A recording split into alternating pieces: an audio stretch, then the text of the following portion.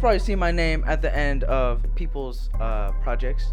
I have scored Jenna's infamous More Than a Series, and then I've also been in a couple of Michaela's films and other people's films, such as EBDB and Hannah Nelson. So let's take it way back to when I was like a small child, aka the beginning of senior high school summer, going away for college. So young back then.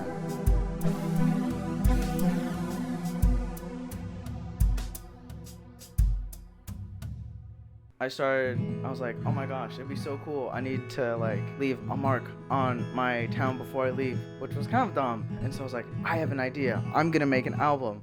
So at the time I was listening to a lot of Car Seat Headrest, Radiohead, Steve Lacy, Frank Ocean, all that. So I was very influenced by a lot of those big guys. Oh, and of course Merzbow. But those were like my main influences for my first project. And it was okay. It came out as 55th, 11 tracks long. It was a start. Definitely my favorite track that I made was I Fancy You and I.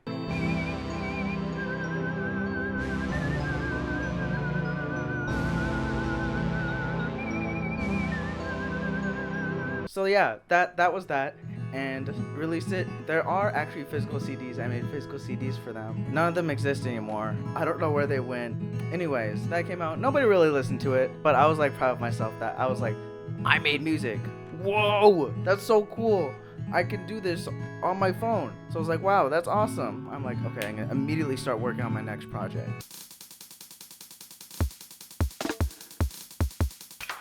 By the time I released it, I was in college, and this was the fattest project I've made to this date.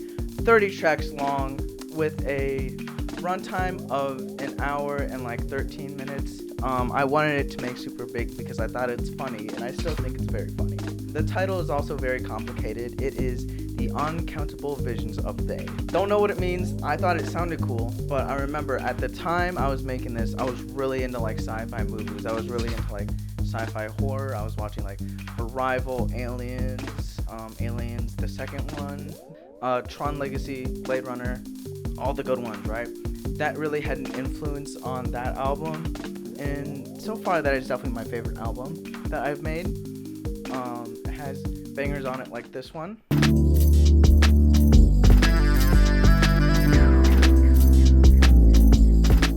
And then there's other stuff like this one.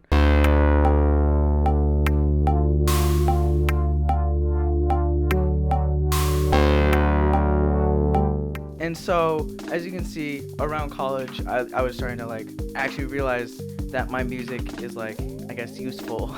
People, I guess, my friend group were realizing, oh, I can use Edvin's music in my projects. And so that became a common theme where people would come to me for the music, which was fun. I love it. And so that's how I discovered my love for like making music and scoring film. So that was awesome. My favorite tracks probably have to be Aimless Undying Giants.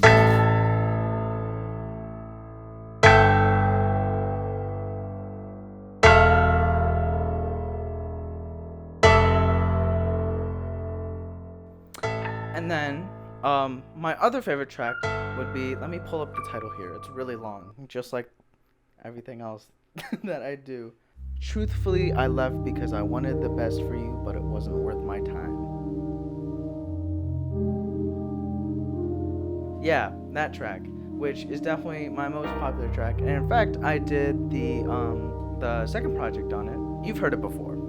You watched it in class if you were here. Yeah, someone described that song as being in love but being heartbroken at the same time. I don't know what that means. I didn't get that vibe from it, but that's cool. Here, so basically I was saying, oh, I discovered the love for scoring films and being able to score films. And so I was like, okay, that's the goal for my next project. I'm going to make it so people can use these songs to score their films with, or songs that have already been in films.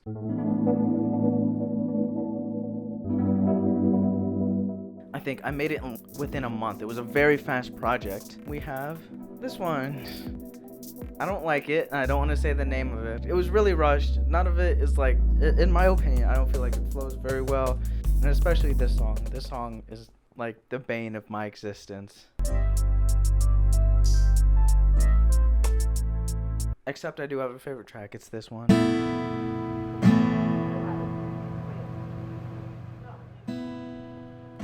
track. It's really good. I think it's really good. I think I popped off on that one. Ugh, I was pissed. I was upset at myself. I was angry. I was frustrated. I was like, I thought I was gonna be able to, to continue to grow and grow as an artist and be able to make better music. But this felt like a setback. I guess as time passed, I kind of realized not every artist likes the music that they put out, or they like. The first one that comes to my mind is Tyler the Creator and his album Cherry Bomb. He made that, of course, with confidence, as he always does, saying this is what he wants to make. But then going back and he thinks like, oh yeah, that album was like very choppy. That was my puberty phase. And then another example I immediately think of is Radiohead with their song Creep. They never perform it live, and it's just like, I get it. After kind of realizing all these big artists, like, they don't like it and they don't feel confident in that materials, I feel like now I understand as an artist. I'm like, okay, well, this was bad. Kind of where I am right now, I'm just kind of dealing with, I made this album that was very lackluster.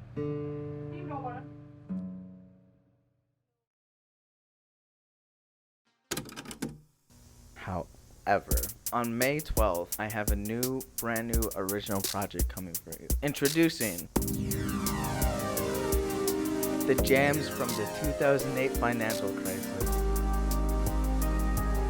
This is by far my best work, so I feel very confident in this project. So I'm gonna have my friend react to it and have them come on and say something about it. You don't have to keep releasing music, just because you've done it in the past doesn't mean you need to continue. I hope you guys check out my project coming out May 12th, 10 new tracks. Ayo, please do not release that shitty ass music. I don't Nobody understand else why should Edvin have to thinks listen they to can that. make Even music if and like it's release music. people like all Garage band sounding ass. Honestly, Minecraft I wannabe can't even, shit playing in my ear right now. I You need to stop.